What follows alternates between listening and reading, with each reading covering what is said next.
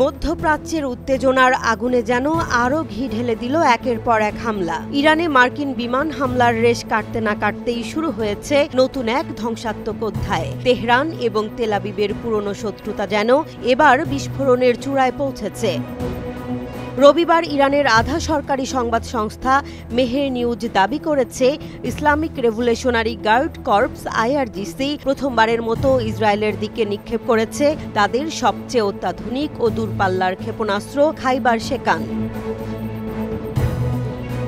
আর কাতার ভিত্তিক সংবাদ মাধ্যম আল জাজিরা কিছুটা সতর্ক ভঙ্গিতে জানিয়েছে, IRGC খাইবার শেকান মোতায়েন করছে, অর্থাৎ হামলার প্রস্তুতি চূড়ান্ত পর্যায়ে পৌঁছে গেছে বলেই ধারণা করা হচ্ছে। অন্যদিকে তাসনিম নিউজ এজেন্সি ইসরায়েলি সূত্রের বরাত দিয়ে জানায়, ইরান ইতোমধ্যেই হাইফা ও তেল আবিবে অন্তত 30টি ক্ষেপণাস্ত্র ছুড়েছে। লক্ষ্যবস্তুতে ছিল সামরিক ঘাঁটি থেকে শুরু করে কৌশলগত অবকাঠামো। এই পরিস্থিতিকে আরও উদ্বেগজনক করে তুলেছে ইরানের পররাষ্ট্র মন্ত্রণালয়ের বক্তব্য। তারা মার্কিন হামলার তীব্র নিন্দা জানিয়ে দাবি করেছে, যখন আমরা কূটনৈতিক আলোচনার টেবিলে তখনই আমাদের ওপর আঘাত আনা হয়েছে। এটা শুধু আগ্রাসন নয়, আন্তর্জাতিক কূটনৈতিক শিষ্টাচার ভঙ্গের নগ্ন উদাহরণ।